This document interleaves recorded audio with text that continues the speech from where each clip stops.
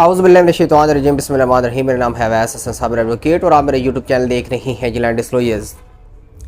आप बहुत से बाबा से पूछते हैं कि हम जब भी कोर्ट में जाते हैं इन क्रिमिनल केसेस को रिप्रेजेंट करने के लिए हमारा जो भी केस लगा होता है तो उसमें हमें समझ नहीं आती कि कौन कौन सा डॉक्यूमेंट हम फ्री ऑफ कॉस्ट ले सकते हैं कोर्ट से, कौन सा डॉक्यूमेंट कहाँ से मिलेगा, वो कैसे मिलेगा, उसको हासिल करने का उसके हसूल का ज़रिया क्या है और हमें कैसे पता चलेगा कि कौन कौन से डॉक्यूमेंट हमें मिल सकते हैं फ़ाइल में और कौन कौन से डॉक्यूमेंट हमें नहीं मिल सकते। तो आज इसी चीज़ को कवर अप करने के लिए मैंने ये वीडियो बनाई है। लेकिन वीडियो को स्टार्ट करने से पहले मैं आपको इस चैनल के बारे में थोड़ा सा बता देना चाहता हूँ। ये वो चैनल है कि जिसके थ्रू आप घर बैठे बिठाए वो लोग जो स्टूडेंट हैं ला के बहुत कुछ सीख सकते हैं। ला के स्टूडेंट और घर बैठे बिठाए होने से क्या मुराद है कि वो स्टूडेंट्स जो ला कर रहे हैं तो डेफिनेटली सुबह जाना होता है और शाम को 3:30-4 बजे वापस आना होता है। तो यही टाइमिंग कोर्ट की भी है, तो कोर्ट में अपीयरेंस नहीं हो सकती है आपकी। वो लोग जो ये चाहते हैं कि हमारी कोर्ट में अपीयरेंस नहीं होती, लेकिन घर बैठे बिठाए हम जो कोर्ट का प्रोसीजर है उसको साथ साथ थोड़ा थोड़ा समझते जाए, ताकि जब 5 साल 5 ईयर्स का LLB प्रोग्राम करने के बाद जब हम कोर्ट में जाएँ तो बिल्कुल ही हम फ्रेश ना हों। उसकी वजह यह है कि जो कानून आपकी किताबों में लिखा हुआ है वही प्रोसीड होना है आपकी कोर्ट में, लेकिन उसका जो प्रोसीजर है वो बहुत ही मुश्किल होता है। या आप ये समझिए कि अगर आप डेफिनेटली आप तो उस प्रोसीजर से नहीं गुजरे हुए ना, तो वो प्रोसीजर आपके लिए डेफिनेटली मुश्किल होगा। तो वही प्रोसीजर समझाने के लिए हम ये जो वीडियो चैनल है इस पे वीडियोस चढ़ाते रहते हैं। मैं अगर कोई सब्सटेंसिव लॉ पढ़ा रहा हूँ या यहाँ पे जिस टॉपिक पे हम वीडियो बनाते हैं सब्सटेंसिव अगर नोयत का हो तो उस पर मैं जजमेंट्स रेफ़र करता हूँ। और अगर प्रोसीजर नोयत पे यानी कि कोई एक टॉपिक है जिसको मैं प्रोसीजर में दिखाना चाहता हूँ कि उसका प्रोसेस क्या होगा, तो मैं जब तक खुद उस प्रोसेस से ना गुजरा हूँ मैं तब तक वो वीडियो नहीं बनाता। और अल्हम्दुलिल्लाह हम जितने भी प्रोसेस कर रहे हैं साइड बाय साइड उसकी वीडियो बनाते जा रहे हैं। तो आप जब भी किसी वीडियो को देखेंगे जो कि प्रोसीजरल होगी, जिसमें मैं प्रोसेस के बारे में बता रहा हूँगा, तो साथ साथ मैं उस प्रोसेस को in the shape of pictures या वीडियो आपको दिखाता जाऊँगा कि ये देखें जी हमने ये ऑर्डर अप्लाई किया था, इस हिसाब से किया था, इसकी ड्राफ्टिंग हमने इस तरह की थी, हमने एक फ़ाइल पुट की, उसमें ये ऑर्डर हुए, हमने ये आर्गूमेंट्स किए और कोर्ट की तरफ से ये फैसला आया, ये ऑर्डर आया। ठीक हो गया। उसकी अटेस्टेड कापीज़ या जो अटेस्टेड जो डॉक्यूमेंट है वो आपको साथ साथ दिखाते जाएंगे। तो आप घर बैठे उठाए वो लोग जो जूनियर हजरात हैं या वो लोग जो लॉ के स्टूडेंट हैं वो इंशाल्लाह बहुत कुछ सीखेंगे, उनको बहुत कुछ सीखने का मौका मिलेगा। साइड बाय साइड जो जजमेंट्स इंशाल्लाह रेफ़र करता जाऊँगा वो बिल्कुल फ्रेश भी होंगी। अगर उसमें फ़्रेश नहीं आ रही तो इंशाल्लाह हर टॉपिक पे जो जजमेंट होगी इंशाल्लाह आपको रेफ़र करते जाएंगे। तो ये जो हमारा वीडियो चैनल है ये ना सिर्फ जूनियर हज़रात के लिए, ना सिर्फ स्टूडेंट्स के लिए ला के, बल्कि सीनियर हज़रात के लिए भी बहुत ही अच्छा चैनल है। और कोई भी बंदा अगले कुल नहीं होता और हमारे इस ला के शोबे में तो ये मशहूर भी है कि इसमें टॉप हमेशा खाली रहता है। जो जितनी मेहनत करेगा वो उतना ही ऊपर जाएगा और अल्लाह पाक उसको उतना ही कामयाब करेगा। तो जो सीनियर हजरात हैं जो हमें देखते हैं वो ये नहीं कि हमें देखें और देखने के बाद जो है वो बिल्कुल अगर हम गलती कर रहे हैं, मैं गलती कर रहा हूँ तो बिल्कुल चुप करके बैठ जाए, बल्कि तनकीद पर जो इस्लाह होगी वो मेरे लिए बाइस खुशी होगी। मैं खुश होऊंगा कि आप मेरी जो है वो साथ साथ इस्लाह भी किए जा रहे हैं, मुझे सीखने का भी मौका मिलेगा। Law is by discussion. तो आज की ये जो वीडियो है बिला के सीधा हीर के स्टार्ट करने जा रहा हूँ और आपको बताऊंगा कि वो कौन कौन सी ऐसी कापीज़ हैं जो कि आपको क्रिमिनल ट्रायल में मिल सकती हैं और रेलिवेंट प्रोविजंस क्या हैं। तो इसमें सबसे पहले जो लॉ आपको बताने जा रहा हूँ वो 265C ऑफ CRPC है कि जिसके पार्ट को सुनाऊंगा आपको तो आपको समझ आ जाएगी कि कौन कौन सी चीज़ें हैं जो आपको at the time of trial मिल सकती हैं या ट्रायल से पहले मिल सकती हैं, या उसका टाइम क्या है और नौयत क्या है वो आपको बताता हूँ। तो आगे बिला के सीधा हीर के 265C पढ़ते हैं और इसकी जो हेडिंग है वो आपको पढ़ के सुनाता हूँ।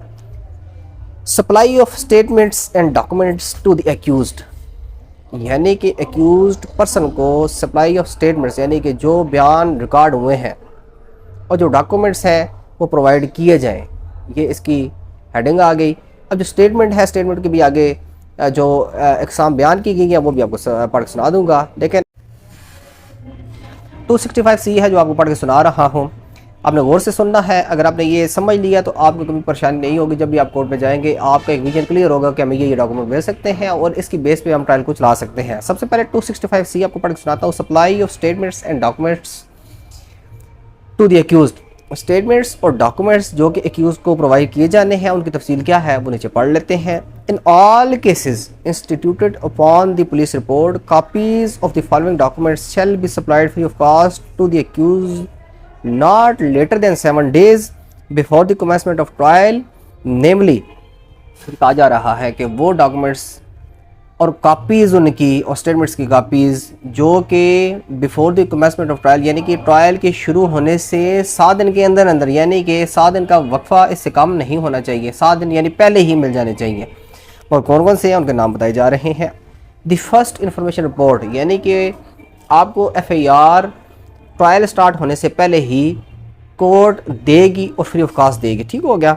द पुलिस रिपोर्ट जिसे कि चालान भी कहा जाता है, पुलिस रिपोर्ट, या आप 22 से 22 भी लगाते हैं तो जो पुलिस की रिपोर्ट्स या कमेंट्स उसके ऊपर आते हैं वो भी आपको फ्री ऑफ कॉस्ट मिलेंगे। दी स्टेटमेंट्स सी है, the statements of all witnesses recorded under section 161 and 164 CRPC, यानी कि वो स्टेटमेंट्स जो कि हर गवाह की 161 CRPC दफ़ा 161 CRPC के तहत रिकॉर्ड की गई है वो भी आपको मिलेगी, या 164 जो कि उसकी प्रोफेशनल स्टेटमेंट है जो कि रिकॉर्डेड बिफोर द मजिस्ट्रेट है वो भी आपको फ्री ऑफ कॉस्ट मिलेगी। और ये before the commencement of trial और विद इन 7 days यानी कि 7 days पहले ही मिल जानी चाहिए ताकि एक्यूज वो पढ़े, और पढ़ने के बाद जो फ्रेमिंग ऑफ चार्ज की बारी आती है और चार्ज पढ़ के सुनाया जाता है वो एक अलग टॉपिक है इंशाल्लाह, जो कि भाई ये थोड़ा आपको ये समझाता जा रहा हो। जब ये चैन मुकम्मल हो जाएगी तो हम ट्रायल की तरफ जाएंगे आहिस्ता आहिस्ता इंशाअल्लाह ताला अज़्ज़ा वजल। अब वो जो डॉक्यूमेंट्स जो आपको दिए जाने हैं 7 दिन से पहले उसका मकसद ये है कि आप 7 दिन फिर उसको पढ़ें, और जब आप फ्रेमिंग ऑफ चार्ज के बाद कोर्ट में जाएंगे, जिस दिन आपका चार्ज फ्रेम होना हुआ तो कोर्ट आपको पढ़ के सुनाएगी कि आपके खिलाफ ये एक्विजिशन आपके खिलाफ आए हैं, चार्ज ये बनता है, क्या आपने ये काम किया या नहीं किया। तो वो एक अलग टॉपिक है, इंशाल्लाह आपको मैं समझाऊंगा कि चार्ज कैसे फ्रेम किया जाता है। बहुत से लोग इस बारे में भी क्वेश्चन पूछते हैं तो इंशाल्लाह उसको भी क्लियर करेंगे, लेकिन सरेदस्त आपको बता रहा हूँ कि कापीज़ कौन से मिलेंगी। फर्स्ट इन्फॉर्मेशन रिपोर्ट आपकी आ गई, चलान आ गया, और उसके बाद 161 और 164 की जो स्टेटमेंट्स होंगी वो भी आपको फ्री ऑफ कॉस्ट प्रोवाइड की जाएंगी, ठीक हो गया। इससे हट के जो डी है, the inspection note recorded by the investigation officer on his first visit to the place of occurrence and the note recorded by him on recoveries made if any.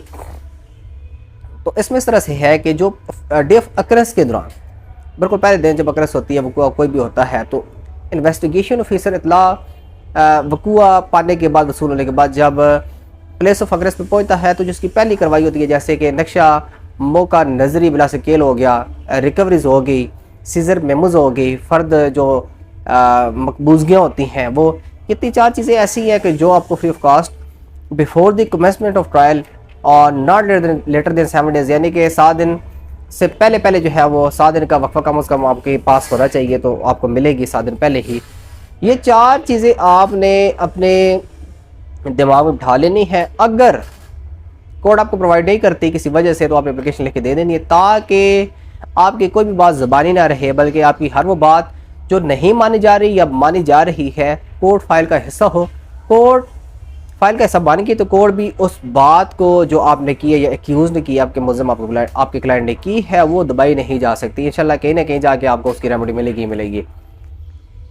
अब बाकी फर्दर इसकी तफसील बयान की गई कि provided that if any part of a statement recorded under section 161 और section 164 is such that its disclosure to the accused would be inexpedient in the public interest, such part of statement shall be excluded from the copy of the statement furnished to the accused। तो ऐसा बयान है, कोई ऐसी statement है 164 के तहत या 161 के तहत कि जिसका अगर एक्यूज को पता चल जाए या उस बयान का स्टेटमेंट का उस बयान या स्टेटमेंट के किसी पार्ट का एक्यूज को पता चल जाए, उसके पता चलने से जो पब्लिक इंटरेस्ट है उसको कोई नुकसान पहुंच सकता है, तो वो स्टेटमेंट या उसका कोई पार्ट जो है वो एक्यूज को नहीं बताया जाएगा, ना प्रोवाइड किया जाएगा। ये उसकी एक्सप्लेनेशन आ गई कि कौन कौन सी चीज़ें हैं जो मिलेंगी और कौन कौन सी चीज़ें हैं जो आपको नहीं दी जाएंगी। तो ये उसकी एक्सप्लेनेशन थी थोड़ी सी। अब ये तो वो होगी कि जिसमें FIR पर फिर आगे चला सबमिट हुआ। कुछ ऐसे केसेस होते हैं जो कि आपके थ्रू कंप्लेंट रजिस्टर्ड किए जाते हैं, जिसे आप कहते हैं प्राइवेट इस्तिगासा, प्राइवेट कंप्लेंट। तो उन केसेस में कौन कौन सी कापीज़ आपको प्रोवाइड की जाएगी वो भी आपको बता देते हैं। Number 2, in all cases instituted upon a complaint in writing.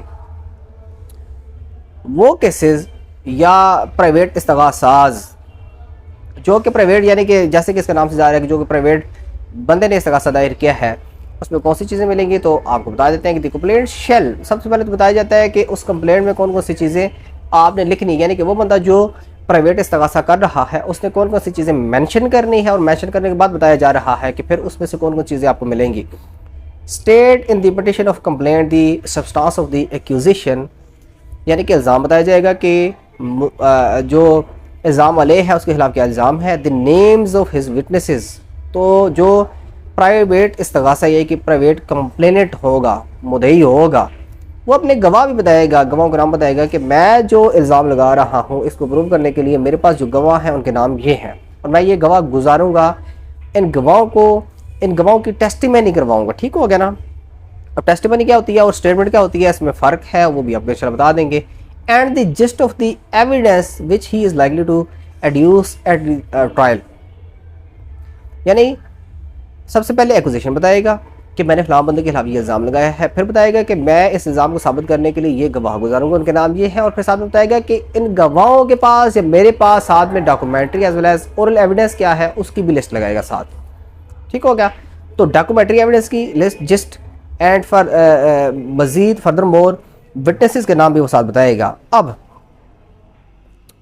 जो इल्ज़ाम अले है उसको क्या क्या चीज़ें मिलेंगी। अब फ़र्ज़ की आपको वो टाइम मुकर्रर कर रहे हैं कि मेरे ऊपर जो है वो प्राइवेट इस्तगासा हो चुका है जी, आप जाके ज़मानतें करवाएं और प्लस मेरा आप जो है वो ये जो ट्रायल है ये कंक्लूड करवाएं, तो आपको आपके ज़हन में होना चाहिए कि आपको कौन कौन सी चीज़ें मिल सकती है। Within 3 days of the order of the court under section 204 for issue of process to the accused file in the court for supply to the accused as many copies of the complaint and in any other document which he has filed with the complaint as the number of the accused and, इसमें ये कहा जा रहा है कि जो private complainant है उसने जब इस्तगासा दायर कर दिया, उसने इंस्टीट्यूट कर दिया, तो विद इन 3 days अगर वो इस्तगासा फ़र्ज़ किया एडमिट हो जाता है, ठीक हो गया, एडमिट हो गया तो इस इस्तगासे की कापी आपको विद इन 3 days मिल जाएगी। और अगर फ़र्ज़ किया इल्ज़ाम वाले ने फ़र्ज़ किया अगर जो मुद्दई है, जो प्राइवेट कंप्लेनेंट है, उसने 4-5 बंदों पे इस्तगासा किया है या उसने जो इल्ज़ाम लगाया है वो 5 बंदों के खिलाफ लगाया है, तो उसने कापीज़ जो कंप्लेंट किया है वो भी 5 ही साथ लगानी है। और कंप्लेंट की कापीज़ के साथ अगर उसके पास गवाहों की कोई लिस्ट है, कोई एविडेंस है या कोई और डॉक्यूमेंट है, तो वो डॉक्यूमेंट की भी उतनी कापी होगी जितने बंदों के खिलाफ उसने इल्ज़ाम लगाया है। फ़र्ज़ किया 5 बंदे हैं तो 5 बंदों के लिए एक एक इस्तगासे की कापी और प्लस साथ में जो एविडेंस का चट्टा है या जो कोई डॉक्यूमेंट है उसकी भी एक एक कापी हर इल्ज़ाम अले के लिए, यानी कि 5 कापीज़ उसकी भी आ जाएंगी। तो ये सारी की सारी चीज़ें उसने 3 दिन के अंदर प्रोवाइड करनी है और कोर्ट ने जो इस्तगासा एडमिट किया उस एडमिट के ऑर्डर के विद इन 3 days ये सारी की सारी चीज़ें प्रोवाइड करनी है इल्ज़ाम अले को, यानी कि रिस्पोंडेंट को।